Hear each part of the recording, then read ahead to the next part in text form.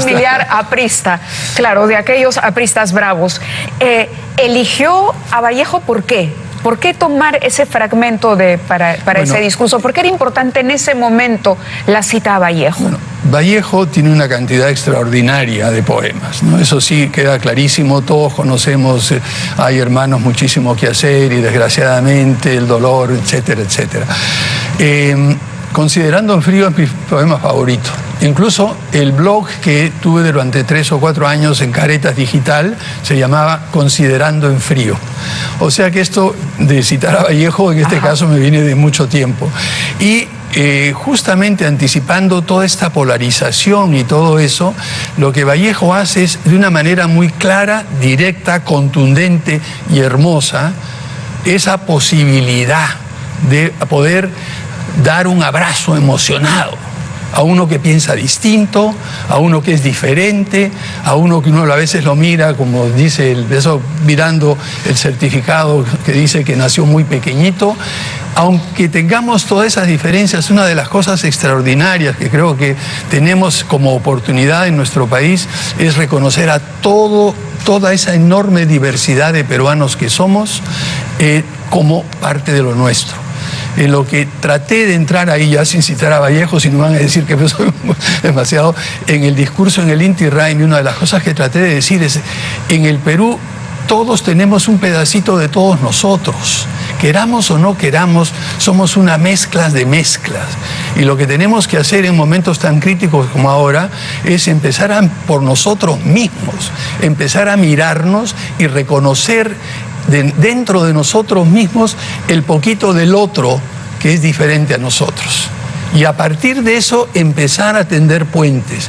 Es una labor complicada porque primero hay que hacerlo a nivel personal. Pero hay mucha resistencia, presidente, a hacerlo. Bueno, pero la resistencia empieza precisamente por, digamos, puedo decir... ¿Usted le daría un abrazo así, fraterno, a alguien que no pensara como usted? Bueno, lo he hecho muchas veces. ¿Sí? Yo he tenido, mire, no voy a decir el nombre, quizá dejaré que lo diga esta persona. Cuando entramos al Congreso, una persona, un opositor total, absoluto, y empezamos a dialogar, empezamos a conversar, empezamos a bromear, y me mandó un WhatsApp muy, muy bonito. Podemos imaginar nosotros, estamos en la libertad de imaginar de qué bancada podría ser el personaje. Pero de una bancada que no era la bancada del Partido Morado, ciertamente.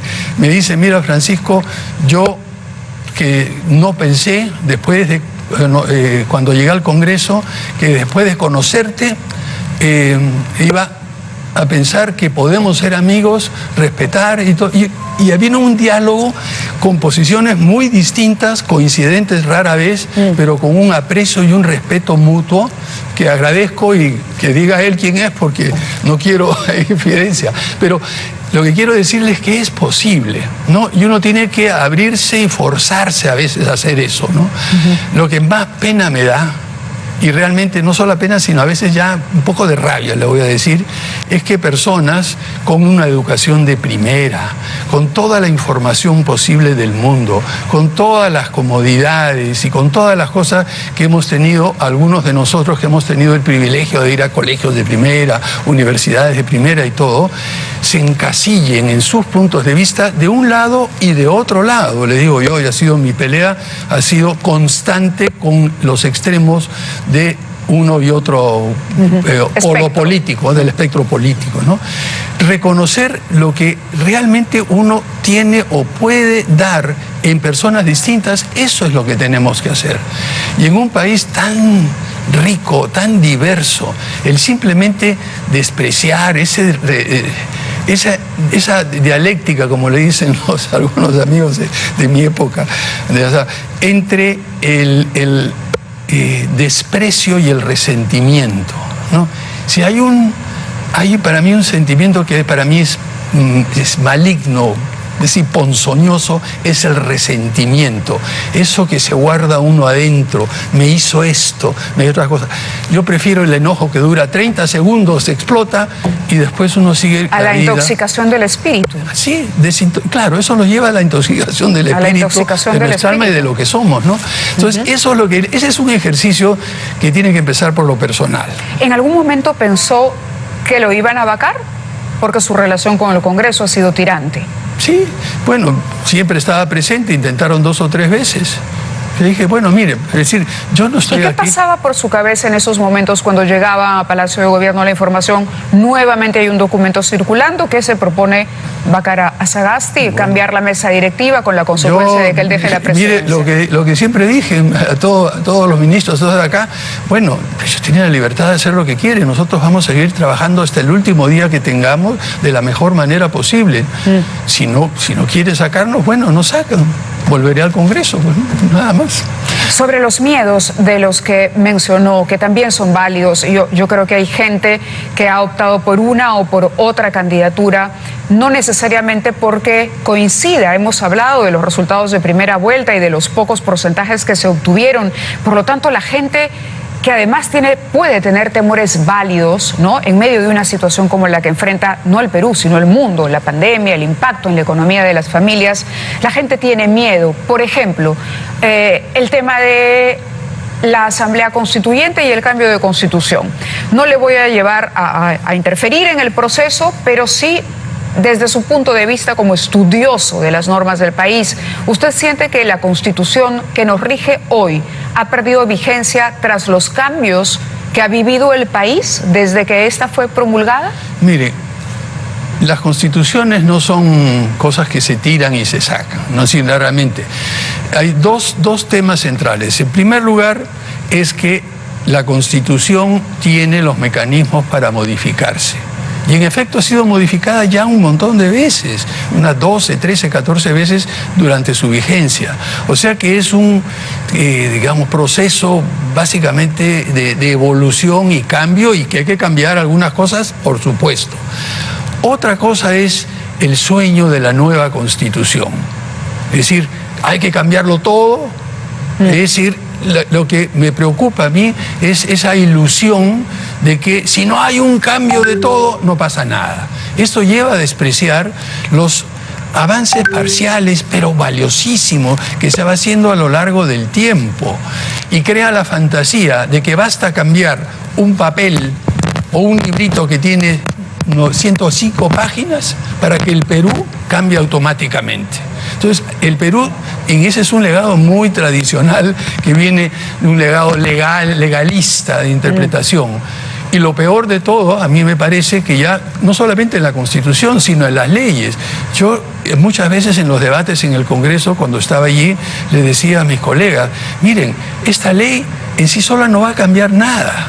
¿Para qué quieren aprobarla? No, que sí es importante, pero no va a suceder, no va a pasar nada. Tiene estos artículos que pueden ser inconstitucionales, va a ser, pero ¿por qué insisten en eso? No. La idea de que un pedazo de papel o algo escrito va a cambiar todo es una ilusión, realmente la considero yo bastante extendida en nuestro país, y que es muy, digamos, es una ilusión hasta, diría yo, nociva, en el sentido que nos creen que basta pasar una ley, basta pasar otra ley, basta declarar esto, basta agregar lo otro, basta cambiar la Constitución. Borrón y cuenta nueva. Usted acaba de hablar de rescatar lo bueno que hizo quien lo precedió. Por supuesto. ¿Qué rescataría de Vizcarra? ¿Qué hizo bien? Bueno, lo que tenemos que ver es que el manejo económico es sensato y tranquilo y ordenado, el manejo de toda la parte, por ejemplo, el programa Reactiva Perú, los diferentes programas que empezaron muy bien y los continuamos nosotros. Por supuesto que había que complementarlos con otros programas más, y eso fue lo que hicimos.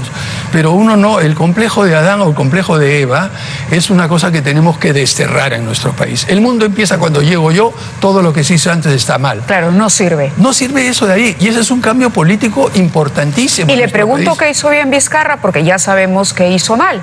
Fue un momento el más duro, diría usted, de su gestión o de su presencia en Palacio de Gobierno, enterarse de lo que ocurrió con esta vacunación paralela?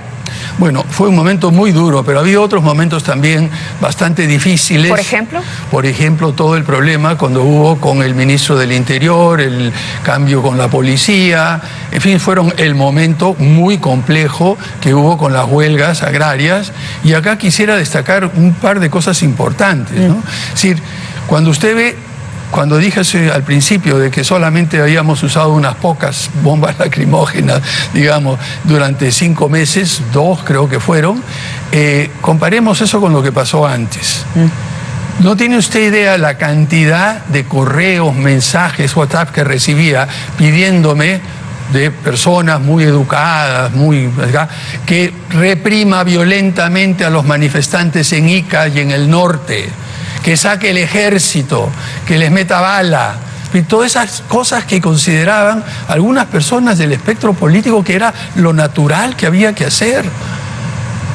Eso fue uno de los momentos más difíciles, porque me di cuenta... ¿De todo el espectro político? ¿O usted lo especificaría? Hubo básicamente de un lado del espectro político. ¿Derecha? Más de la derecha. Fueron los que pedían la mano dura. Ahí tengo guardados algunos WhatsApps de algunos amigos que de pronto serán ex amigos cuando los vuelva a ver, porque realmente son ofensivos. ¿Ha perdido muchos amigos? No lo sé, porque hay muchos que no he contactado todavía. Yo espero que después de todo este tiempo y cuando volvamos a reunirnos, la posibilidad, como nos ha pasado a todos por la pandemia, de reunirnos en personas con amigos se ha visto muy limitada. Imagínese usted, póngale encima las 36 horas que tiene el día, los 10 días que tiene la semana y todos los días son lunes, como decimos en el gobierno, entonces no hay tiempo para ver. Lo veré cuando salga y pueda empezar a retomarlos, claro. Lo que sí me queda claro es que ha habido muchas personas que se expresan de una manera y actúan de otra. Y una de las cosas que yo detesto es la falsedad y la hipocresía. Y desgraciadamente hemos visto en nuestra vida política muchas de esas cosas. Personas que mienten a sabiendas y que actúan de una manera ante uno y de otra manera. Por lo tanto, ¿le han decepcionado? Sí, por supuesto. ¿La doctora Mazzetti ha sido una de ellas? No, estoy hablando de otro tipo. La doctora Mazzetti prefiero no conversar sobre ese tema en mayor detalle. Ella fue una excelente colaboradora, hubo un error, hubo unos problemas. A mí lo que me sorprendió, le digo porque, imagínese usted, tenemos 0 vacunas.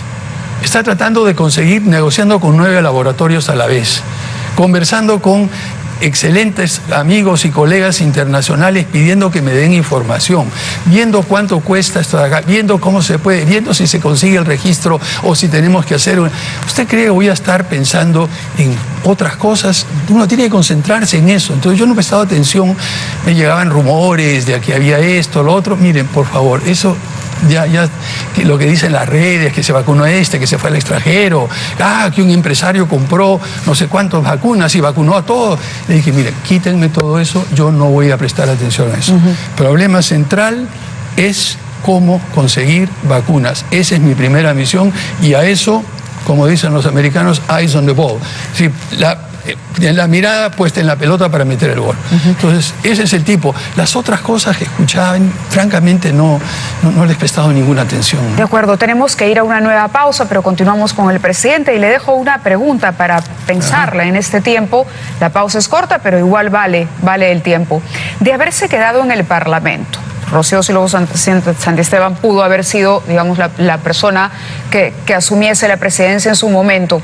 ¿Qué hubiera hecho usted desde el Parlamento en el caso de que le hubiera tocado formar parte de la mesa directiva, comparándolo con lo que ha sido la gestión de este Congreso? Vamos a la mesa directiva en el Congreso y hubiese sido Rocío Silva Santisteban la persona que asumía la presidencia en aquel momento, noviembre 2020. ¿Cuál es la respuesta del presidente? Yo creo que hubiera hecho lo mismo que ha hecho el actual presidente del Congreso.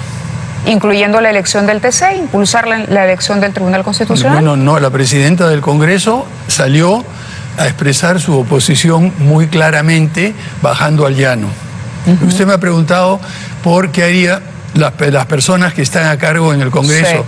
Sí. Y el presidente o la presidenta del Congreso tiene la obligación de cumplir lo que dice la mayoría, pero también tiene la posibilidad de expresar su punto de vista personal desde el llano, que es lo que ha hecho. Yo creo que en este sentido yo no hubiera hecho nada diferente de lo que ha hecho Mirta Vázquez.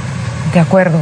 La elección del TC debería asumirle el próximo Parlamento, entonces. Yo creo que la elección de un tribunal constitucional debe ser un proceso totalmente claro, siguiendo las reglas del caso, no haciendo de manera apresurada, no dejando sin contestar alguna de las preguntas o sin justificar. Todos aquellos que hemos sido miembros de algún digamos, jurado para elegir una persona, de alguna comisión para elegir a un funcionario, y tenemos que dar opinión personal después de la entrevista, ponemos nuestros puntos de vista con claridad, se intercambian planteamientos. Eso es lo mínimo que se puede hacer en cualquier puesto, en cualquier situación que uno se encuentre. Para el Tribunal Constitucional, que es la máxima autoridad que interpreta y da sentencias sobre el cumplimiento de la Constitución, estos requisitos debieran ponerse al nivel más alto posible. Y no es posible en una cuarta legislatura, hecho un poco a la carrera, como lo he dicho, y si hubiera sido congresista me hubiera puesto a esta cuarta legislatura, tratar de apresurar un proceso de elección de una entidad tan importante, me parece, como lo he dicho en otras oportunidades, un poco apresurado. ¿En algún momento pensó que no podría con el encargo? ¿Dudó de sí? Mire, no es un problema con el encargo, como le decía a un amigo, mira, esta es una chamba. Si los términos de referencia están dados, el presidente tiene la función de jefe de Estado, la función de jefe de gobierno, la función de jefe supremo de las Fuerzas Armadas y de la Policía Nacional del Perú. Eso es el trabajo. Y si uno se mete, hace lo que es el trabajo. Pero vamos, no es cualquier trabajo. No es cualquier trabajo, pero para eso y uno está tiene permanentemente sometido al escrutinio público, al juicio, a las encuestas que a veces tienen buenos números, a veces tienen malos números, a situaciones en las que uno tiene que dar la cara y asumir responsabilidades por cosas que hizo otra persona, pero hay una responsabilidad política. Por eso le pregunto si hubo algún momento en el que dijera, caramba, esto es más difícil de lo que yo creía. Bueno, desde el primer momento lo he dicho, que el Perú, he dicho, y esto lo he dicho de hace muchos años, es un país extremadamente difícil de gobernar. O sea que para mí no era nada nuevo. O sea, nunca no iría a una candidatura presidencial en el futuro. Bueno, mira, a esta edad ya creo que estoy por cumplir 77 años, yo creo que, en fin, aunque uno se ve más o menos joven, ya el tiempo pesa. Pero no, mire, volviendo a su pregunta, lo que yo puedo decir es lo siguiente: en todo momento yo trato de hacer absolutamente lo mejor que pueda. Lo mejor, dar lo máximo 100%, sin escatimar nada. Y si uno hace eso y da lo más que puede, lo más que sabe, convoca a la gente, trabaja en equipo, reconoce lo que hacen los otros, etcétera, y hace lo más que puede, ya, bueno, hasta ahí llego. Entonces, ¿por qué voy a tratar de angustiarme? Simplemente hacerlo lo mejor que uno puede todo el tiempo en cada cosa, es lo que hay que hacer normalmente. Hice lo mejor que podía hacerlo como congresista, hice lo mejor que pude hacerlo como jefe de bancada, y en cada cosa que me hago, que he hecho en la vida y que hago, como es ahora la presidencia, trato de hacer lo mejor, lo más que pueda. Había mencionado el libro de su mamá, que es una recopilación de artículos escritos de ella como periodista, una mujer muy activa. ¿Qué tiene de su padre y qué de su madre? Uy, esa es una pregunta bien difícil de contestar, pero yo creo que... Pero hablábamos antes de salir al aire de los temperamentos, sí, y usted hablaba de dos personalidades que marcan. Sí, y bueno, mi padre y mi madre eran muy distintos, muy diferentes, estuvieron juntos muchísimos años, se separaron después de más de 30 años de matrimonio. Mi madre es lo que dice ese libro, y no voy a entrar en mayor detalle, pero lo que sí había que entrar en lo que era mi padre, un hombre determinado, decidido, no hay que rendirse nunca, hay que continuar, dar lo mejor. Él era deportista, era ciclista de pista, fue campeón nacional durante 12 años seguidos, estuvo en varios campeonatos internacionales, y esa constancia, tenacidad, ese sentido del humor, poder reírse, eso lo tenía por padre y madre, felizmente. De los dos. Absolutamente, porque si uno se toma demasiado en serio a sí mismo, pucha, qué triste sería la vida, ¿no? Uno tiene que saber reírse de sí mismo, saber tomar las cosas con humor, saber darle esa vuelta de picardía a las cosas que hacen sonreír a la gente, que hacen la vida un poco más amable, sobre todo en medio de dificultades como las que tenemos ahora, ¿no? Bueno, el libro está ya publicado, es Editorial Planeta, y ustedes lo pueden encontrar para conocer un poco más de esta historia como periodista de la madre del presidente Sagasti. Usted está preparando también un libro. Sí, bueno, no lo estoy preparando, es un libro que ya estaba preparado. Ajá. Y yo creo que no es ninguna cosa, va a salir en unos días más. Es una colección de artículos que he escrito entre 1985, artículos y entrevistas que he dado entre 1985 y 2015. Y el título ya es el mismo título que tenía las dos primeras ediciones, Imaginemos un Perú mejor. Pero esta vez, para la tercera edición, he añadido puntos suspensivos y hagámoslo realidad. Ajá. Y el texto lo que contiene es una serie de planteamientos, algo de que salió del trabajo de Agenda Perú, mis colaboraciones con Caretas, mis colaboraciones que era usted con Expreso, con distintas otras periódicos, con La República, con El Comercio, etcétera. Y también entrevistas que me hicieron en su momento, y uno que otro artículo un poco más acá. Y esto estaba listo para salir antes de que entrara en la vida política a fondo, ¿no? Que la decisión la tomé en el 2016, cuando decidí unirme en ese momento no era el Partido Morado, pero inmediatamente que fuimos descalificados, en 2016 empezamos a formar un nuevo partido. Y lo que quiero dejar constancia es de lo que he escrito, he pensado y he hecho antes de meterme activamente en la vida política. Quizá eso puede dar algunas pistas para ver cómo me comporto ahora. Ya vendrán otros libros y estoy pensando seriamente a tomar estos 5 años de vida política activa que he tenido desde el inicio del Partido Morado hasta el 28 de julio a las 11:35 de la mañana. 11:35 de la mañana. Vamos a una última pausa y regresamos con un mensaje final del presidente Sagasti.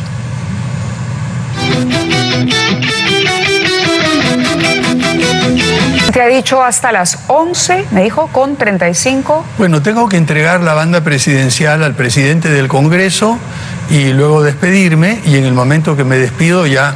¿Tiene preparado ya el discurso de despedida? No hay ningún discurso de despedida. No hay ningún discurso de despedida. No. Ese día le pertenece a quien ejerza la presidencia el 28 de julio. ¿Y qué hará al día siguiente Francisco Sagasti? Dormir.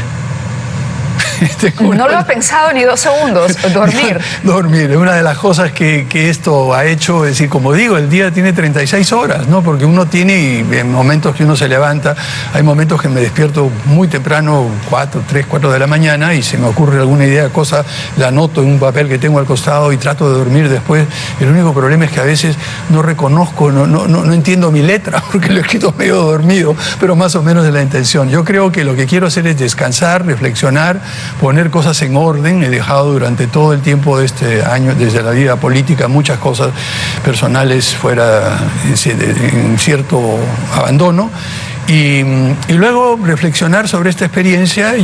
Me dicen que hay cosas que pueden ser valiosas compartir con otras personas, así es que de repente habrá otro libro en algún momento sobre estos... ¿Se atrevería a darle un consejo al próximo presidente o presidenta? Mire, más que un consejo, yo lo que me atrevería es darle un consejo a todas las peruanas y a todos los peruanos. Yo creo que para mí una de las frustraciones más grandes a lo largo de todo el tiempo es haber visto con mis propios ojos, haber viajado por el país, haber conocido a la gente, haber todo lo que se puede hacer. No hay un país, como decía Arguedas, más diverso, más rico que el nuestro. En todo, en diversidad biológica, en fin, miren, es un sueño de cualquier otra persona. En diversidad de culturas. Cuando estoy con los Ashaninga, cuando estoy en la selva, mire, es una cosa extraordinaria y maravillosa, Dante. Y ese potencial que tenemos como país, que no lo tiene nadie, por una serie de prejuicios, resentimientos, desprecios, racismo, también hay que decirle otras cosas, simple y llanamente no nos damos cuenta que lo tenemos y menos aún lo aprovechamos, Mari. De acuerdo. Esa es la frustración. Lo que habría que hacer es, por favor, vuelvan sus caras, miren hacia todo el país, miren hacia cada persona y todo lo que ella nos puede dar, mírense a sí mismos y lo que pueden dar, y a partir de eso empezar a construir puentes de entendimiento y de diálogo. Y para eso necesitamos un liderazgo político capaz de hacer estas cosas, capaz de abrirse al otro, en fin, como dice mi querido amigo Max Hernández, reconocer al otro como igual y a partir de eso construir sobre esta extraordinaria posibilidad. Yo he viajado muchas veces por razones de trabajo en el mundo y me maravillo al regresar al Perú y veo, y ahora que he cumplido con mi palabra, visité todas las regiones del país durante el breve tiempo que he estado en el gobierno. Al pasar en el avión, el helicóptero, a ver esa variedad, esa diversidad, esos pueblitos aislados trabajando y haciendo sus cosas, viendo la inmensidad de la selva peruana, en las costas que le pone usted a este desierto una gota de agua y florece inmediatamente. Los pisos ecológicos tan distintos que tenemos en nuestra selva, el tesón de nuestros campesinos, la vacunadora que se va a vacunar a caballo, en burro, caminando y subiendo, los niños que cerran hasta la punta del cerro para poder tener clases. ¿Cómo no maravillarse de un país como este? ¿Se ha emocionado? Por supuesto. Me emociono cuando veo, y miren, y ese es lo que tiene el potencial, lo que podemos hacer. Si nos unimos, es extraordinario. Y sin embargo, tenemos 200 años de vida independiente peleándonos los unos con los otros. Pues recuperemos la esperanza, presidente. Le agradezco que haya estado con nosotros para hacer una reflexión que espero haya disfrutado como yo. Gracias. Gracias. Muy buenas noches. Buenas noches. Y buenas noches a ustedes también. Nos reencontramos mañana a las 9 en punto.